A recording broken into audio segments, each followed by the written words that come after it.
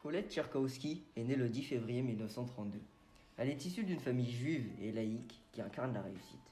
Berthe et Maurice Tcherkowski sont ses parents et Claude est son unique frère.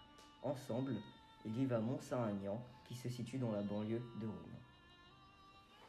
En 1940, pendant la Seconde Guerre mondiale, le père de Colette, officier, est mobilisé en Alsace, où il est fait prisonnier en juin.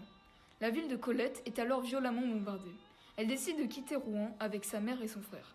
Ils prennent la voiture pour trouver refuge dans le sud de la France. Au cours de 1940, les Allemands interdisent aux Juifs de revenir dans le nord et l'ouest de la France, où les nazis occupent les territoires.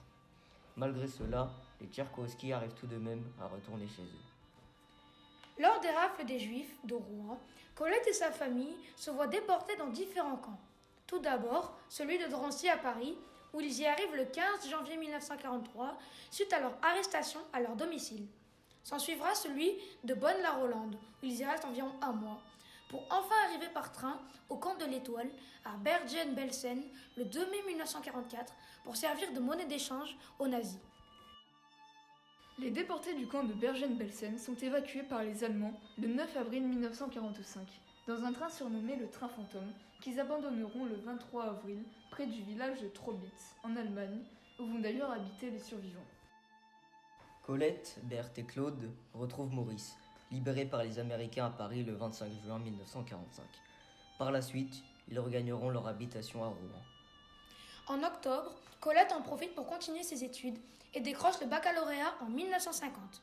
Elle commence ses études supérieures et devient par la suite enseignante. En 1955, Colette se marie avec David Amar, avec qui, un an plus tard, elle aura une fille. Lorsqu'elle se trouve à la retraite, Colette décide de témoigner de son passé difficile, où elle décrit sa situation qui fait figure d'exception dans l'histoire de la déportation des Juifs, car les enfants déportés finissaient par être le plus souvent tués. Le 23 novembre 2003, Colette Tcherkowski décède à Paris des suites d'un cancer.